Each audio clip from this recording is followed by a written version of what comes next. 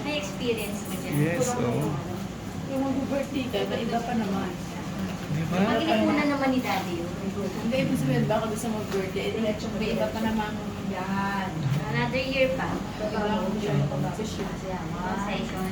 Wait lang ah. 2, 3, sanay. Ilang taon ka na sanay?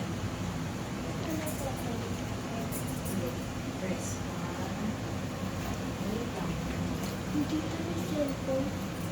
Yan. Panganay ito sa nanay. Pangalawa po.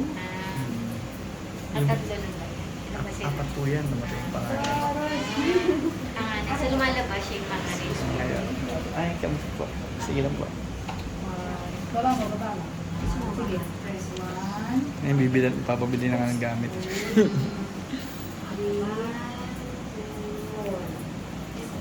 Artist na si Kiko. Artist po yan. Ha? Artist sila. Artist? Mga artist sila. Pati yung namatay artist din. Sabi nga niya, sabi daw niya mag-drawing.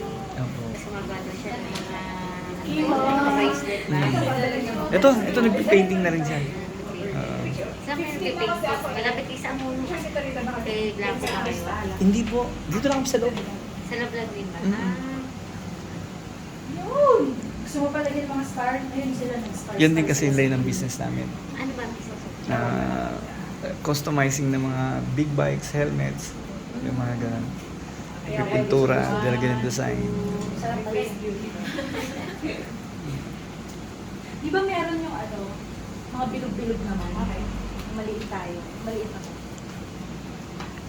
Pati ka ba sa cake mo, Ilan? Good job. Naman na. Lagyan mo na ng cheese dito. Lucas! Tandem kayo ni Kuya Banjo ah. Gawin na natin ibabaw ng cake na Lucas. Pwede na time, ma. Picture. Lucas, hawak. Diretso. Paano yung hawak ng tintahan? Sino po kasama? Ano po yung lalaki? Baba. Ah, 1, 2, artist din siguro. Hindi. ano po? Pero may hilig siya mag-bake. May hilig siya. Sa